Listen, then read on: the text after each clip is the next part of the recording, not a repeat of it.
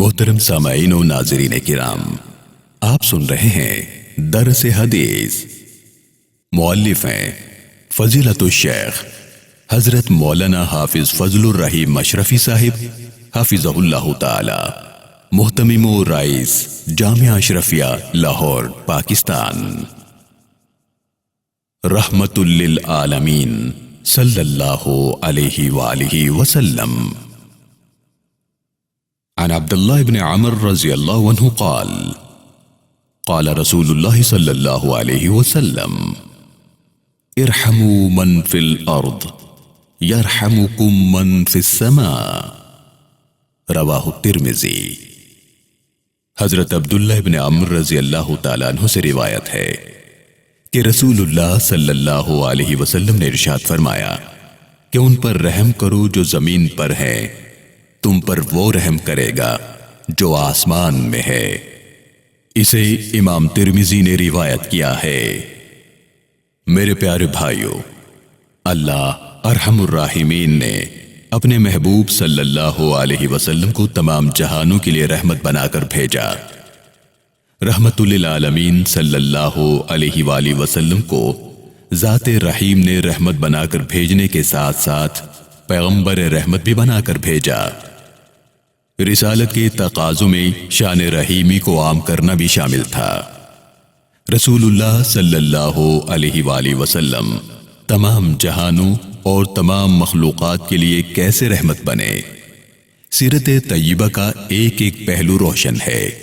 آپ صلی اللہ علیہ وآلہ وسلم کی رحمت سے انسانیت کے ہر فرد نے فیض پایا ہے، چاہے وہ آپ صلی اللہ علیہ وآلہ وسلم کا دوست تھا یا دشمن، کافر تھا یا مسلمان، بچہ تھا یا بوڑھا، آقا تھا یا غلام، مرد تھا یا عورت۔ آپ صلی اللہ علیہ وآلہ وسلم مکمل رحمت للعالمین ہے، چاہے عالم انسان کا مطالعہ کیجیے یا عالم حیوانات کا، عالم نباتات ہو یا عالم جمادات، عالم ملائکہ ہو یا عالم جنات، ہر جہان پر رحمت کے نقوش موجود ہے۔ امت کے لیے رحمت کا نقش اس موقع پر بہت گہرا دکھائی دیتا ہے جب کسی روز آندھی یا گھٹا آسمان پر چھا جاتی تو آپ صلی اللہ علیہ وآلہ وسلم کے چہرے انور پر غم و فکر کے آثار نمایاں ہو جاتے۔ آپ صلی اللہ علیہ وآلہ وسلم بے چینی سے کبھی آگے بڑھتے کبھی پیچھے ہٹتے۔ آپ صلی اللہ علیہ وآلہ وسلم کو یہ فکر ہونے لگی کہ کہیں یہ عذاب کی آندھی یا عذاب والے بادل نہ ہو جن سے پہلی قومیں تباہ ہو چکی تھیں۔ جب بارش ہوتی تو آپ صلی اللہ علیہ وآلہ وسلم پر مسرت و خوشی طاری ہو جاتی۔ میرے پیارے بھائیوں، جہاں کسی پر بے بسی اور بے کسی دیکھی وہاں پر ابر رحمت خوب برسا، خود تعاون فرمایا، دوسروں کو تعاون کا حکم دیا، بے حساب ثواب کی بشارتیں سنائی، یتیم پر اتنی رحمت برسائی کہ آج امت اگر آپ صلی اللہ علیہ وسلم کے نقش قدم پر 2 قدم بھی چلے تو یتیم کے دل سے یتیمی کا احساس ہی ختم ہو جائے۔ فرمایا، جو شخص محض اللہ تعالیٰ کی خوشنودی کے لیے کسی یتیم کے سر پر ہاتھ پھیرتا ہے، اس کے ہر اس بال کے بدلے میں نیکیاں ملتی ہیں جس پر اس کا ہاتھ پڑتا ہے۔ غریبوں سے محبت کا سبق ام المومنین سیدہ عائشہ صدیقہ رضی اللہ تعالیٰ عنہ کو دیتے ہوئے فرمایا، اے عائشہ، غریبوں سے محبت رکھ اور ان کو اپنے قریب کر، اللہ تعالیٰ تجھے قیامت کے دن اپنے قریب کرے گا۔ بچوں پر رحمت و شفقت کے نشانات چمکتے دمکتے نظر آتے ہیں۔ کسی بدو نے بچوں کو پیار کرتے دیکھ کر حیرانگی ظاہر کی اور کہا کہ ہم تو ایسا نہیں کرتے۔ آپ صلی اللہ علیہ وآلہ وسلم نے ارشاد فرمایا، جب اللہ تمہارے دل سے رحمت نکال دے تو میں کیا کر سکتا ہوں۔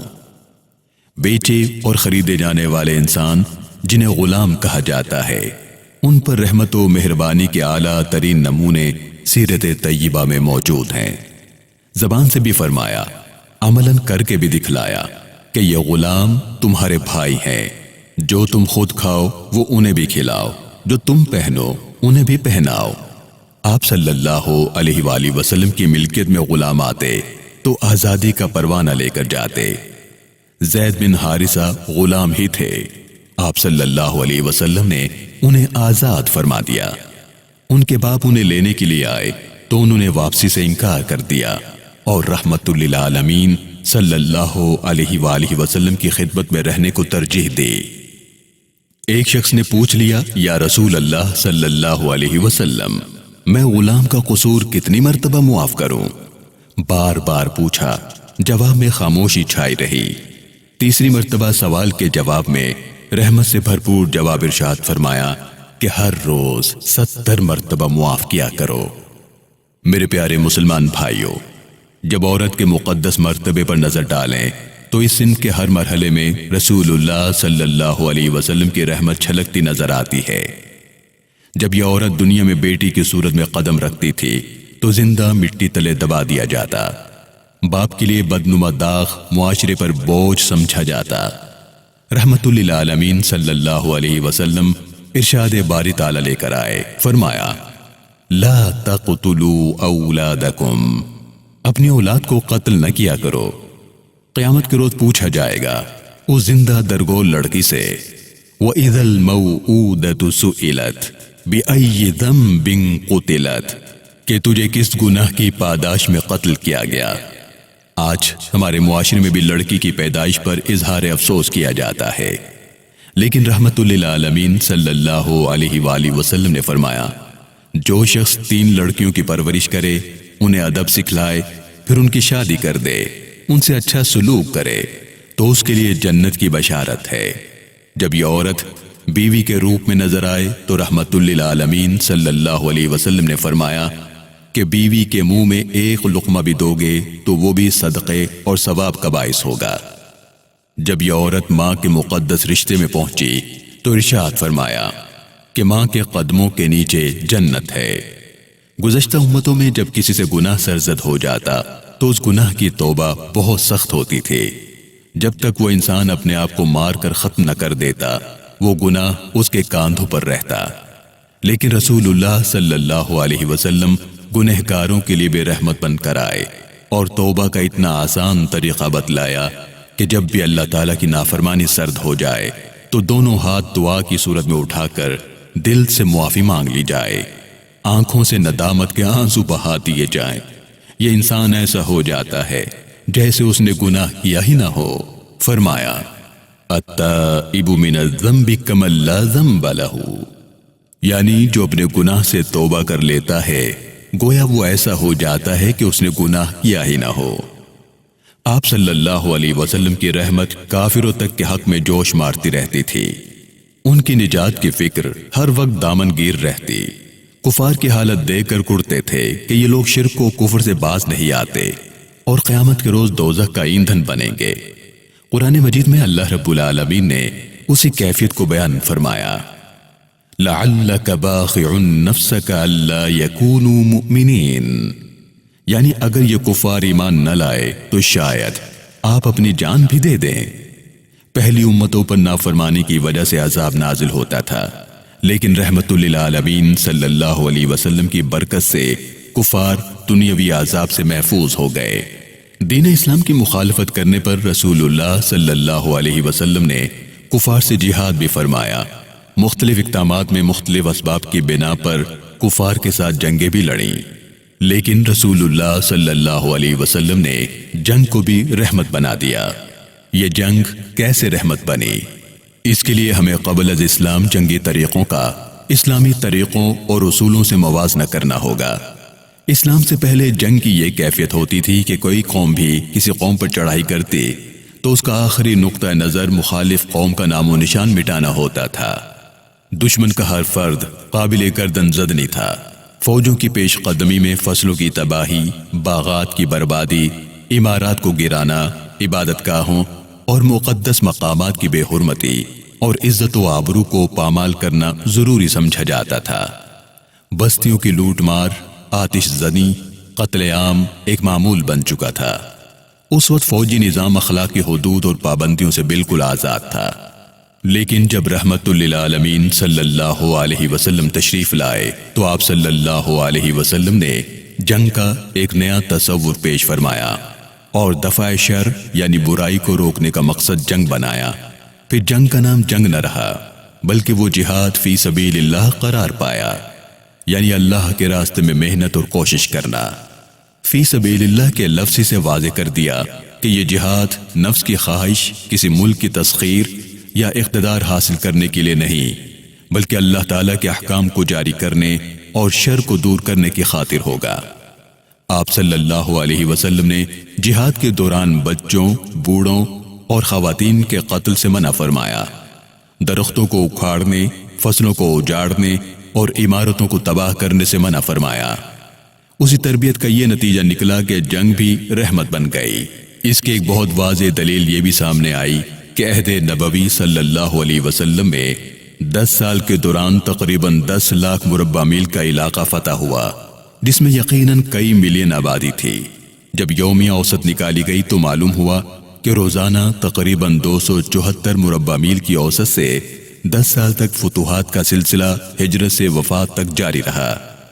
لیکن دشمن کے کل افراد جو قتل ہوئے، 10 سال کے عرصے میں جب ان کی اوسط نکالی گئی تو معلوم ہوا کہ دشمن کا ماہانہ 1 آدمی قتل ہوا اور مسلمانوں کا نقصان اس سے بھی کم ہوا۔ یہ سب رحمت للعالمین صلی اللہ علیہ وسلم کی رحمت ہی کی برکات ہیں۔ میرے پیارے ایمانی بھائیوں، جبکہ رسول اللہ صلی اللہ علیہ وسلم تمام جہانوں کے لیے رحمت ہیں، تو عالم حیوانات پر بھی اس کی رحمت کے نمونے موجود ہیں۔ آپ صلی اللہ علیہ وسلم نے اپنے صحابی کے ہاتھ میں پرندے کے بچے چادر میں لپٹے ہوئے دیکھ کر حکم فرمایا کہ جاؤ ان کی جگہ پر رکھاؤ۔ ایک انصاری کے باغ میں گزر ہوا، آپ صلی اللہ علیہ وسلم کو دیکھ کر ایک اونٹ بلبلایا۔ آپ صلی اللہ علیہ وسلم نے اس کی گردن پر شفقت سے ہاتھ پھیرا، مالک کو بلا کر سمجھایا کہ ان بے زبان جانوروں کے بارے میں اللہ سے ڈرتے رہا کرو، اپنے جانوروں کو آپس میں لڑانے اور ان کا تماشا دیکھنے سے منع فرمایا، جانوروں پر نشانہ بازی سیکھنے سے اور جانوروں کے چہروں پر داغ لگانے سے منع فرمایا، اور یوں عالم حیوانات کے لیے باعث رحمت ہوئے۔ عالم نباتات اور عالم جمادات کو بھی رحمت للعالمین صلی اللہ علیہ وسلم کے انوارات سے حصہ ملا۔ زمین پیاسی ہوئی، درخت سوکھنے لگے، آپ صلی اللہ علیہ وسلم ہاتھ اٹھاتے، باران رحمت کا نزول ہوتا، مردہ زمین زندہ ہو جاتی، ہر قسم کے نباتات لہرانے لگتے۔ عالم جنات اور عالم ملائکہ نے بھی رحمت للعالمین صلی اللہ علیہ وآلہ وسلم سے فیوز و برکات حاصل کی، جن کا تذکرہ احادیث میں موجود ہے۔ آج کا انسان بھی اگر رحمت للعالمین صلی اللہ علیہ وآلہ وسلم کے شیریں چشمہ سے سیراب ہونا چاہے تو اسے رسول اللہ صلی اللہ علیہ وآلہ وسلم کی تعلیمات پر عمل کرنا ہوگا۔ جب ہی یہ انسان معاشرے کے لیے باعث رحمت ہوگا، اور معاشرہ اور پوری کائنات اس انسان کے لیے باعث رحمت بنے گی، اور پھر پوری کائنات کا خالق و مالک بھی اس بندے پر رحمت اور مہربانی کی بارش برسائے گا۔ اس لیے کہ رسول اللہ صلی اللہ علیہ وسلم نے واضح الفاظ میں ارشاد فرمایا، ارحموا من فی الارض یرحمکم من فی السماء، تم ان لوگوں پر رحم کرو جو زمین پر ہیں، تم پر وہ رحم کرے گا جو آسمان میں ہے۔ والسلام علیکم ورحمۃ اللہ تعالی وبرکاتہ۔